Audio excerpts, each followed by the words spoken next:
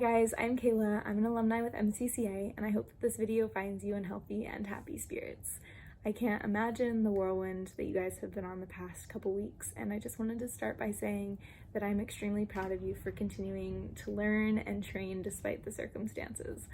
I know how hard it can be to do school at home while trying to train, and I think that it's great that you guys are trying to tackle this.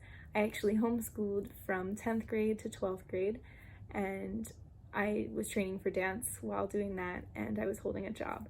So I thought that this might be a great time to give you some advice and insight on how to juggle both. The things that I'm going to share with you are just small things that I did that really improved my day-to-day life, and I hope that it resonates with you. So first, I have make a schedule and stick to it, which is easier said than done, but I found it to be crucial in my productivity for the week.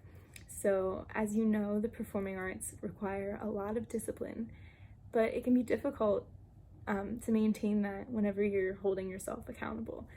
So one way to help with this is to make a schedule, whether you write it down, you print it out, you use Excel, just make it and have it on hand in front of you to look at. And then get some highlighters, some colored pens, and just have those there so that you can make notes and cross things off your list and add things to your list. It makes it fun, it makes it visual, it helps keep you on track. And don't be afraid to use post-it notes. Have them in your workspace, stick them wherever you need to. They're great little reminders to help keep you on track as well.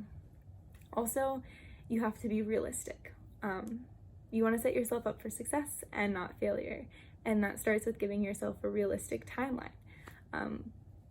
Giving yourself enough time so that you have time to do your lessons and you have time to do your training, but you also have time to eat and sleep and all of those other things.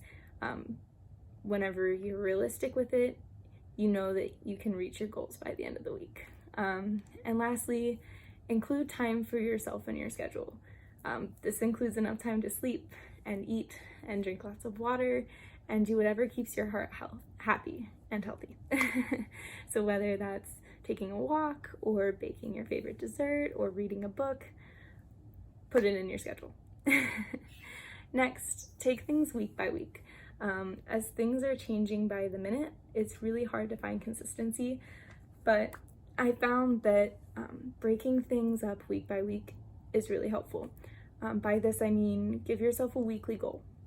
Give yourself a weekly focus for training and a weekly focus for your schoolwork.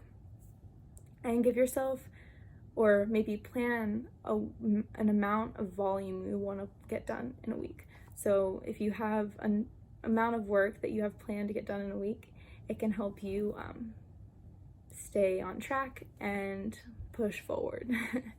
By breaking things down week by week, it makes your big goals seem a lot less daunting. And so before you know it, you'll be acing every math test or nailing your triple pirouettes every time or getting your range 1 octave higher. And along with that, you want to find ways to keep yourself engaged.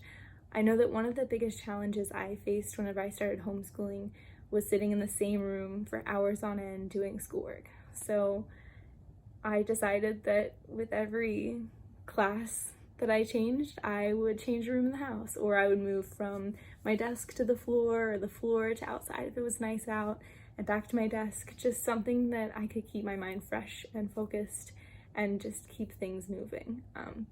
But on the other side of that, if you have trouble sitting in one place and focusing and really dedicating time to schoolwork, find one place in your house, whether that's a chair or a room or a desk, whatever it may be, take that one place and make it your sacred spot just for learning. And know that whenever you sit down in that chair, or you close the door to that room, or you sit in that corner, you're just going to learn. So get rid of all the distractions, anything that might be tempting, and just make that your space to learn, and it'll really help you keep on track. I've also found that reading out loud is super helpful, just as like a quick school note. I know that you guys have teachers on Zoom and things like that, which is great. But if you ever find yourself reading a lot and you just can't focus, try reading out loud. It helps the information absorb better, and it helps you stay more present in your lessons. And lastly, which I think is really important, is to try and make connections in your classes. Especially now, You might even look at it as a lucky opportunity, but you're doing both school and dance at home, which gives you a great time to explore both together. So find ways that you can make connections between the two. Like how can you relate dance to history, or how can you relate math to music? Just find different ways that you can connect the two and let yourself explore that, and you might be surprised at what you discover. And to go along the lines of that, you want to fill your brain with positive, inspiring information. So right now, at your fingertips, there are hundreds of resources on Instagram and YouTube and performing arts websites, all there for you to access. Don't let that pass you by. Let yourself step away from your normal feed and try and explore some of these avenues. Take a different technique class, or take a yoga class, or explore some art or dance or music history. Try a new modern technique. Just really explore what's available to you. Or for fun, research what other artists are putting out there for fellow artists like you to stay engaged and exploring. It's a really great resource. And lastly, I have listened to your body, which is probably the most important, because whether you realize it or not, your body, mind, and spirit are all in the process of growing, learning, and getting stronger because of your resilience to keep training and carrying on as normal as possible. So make sure that you are fueling this growth and healing with good food and lots of water and sleep. Take naps when you need to, move when you need to, and allow yourself to rest and relax. Don't neglect stretching or foam rolling. Take a nice bath, and most importantly, don't forget to give yourself time to appreciate and be proud of what you are doing. It's extremely hard, I know, and it takes a lot of resilience and a lot of dedication and a lot of hard work, and you're doing great. So just keep it up and make sure that you're really giving yourself a pat on the back and not getting too hard on yourself, because this is really special, and I hope that you take this time to really look inward and just appreciate everything that you've done in the past year or 2 years or 3 years. A lot of you have been going for days and days or weeks and weeks or years on end, and I think this is a great time to just slow down and really appreciate all the hard work that your body has done, and to just say thank you and ask your body what it needs and go from there.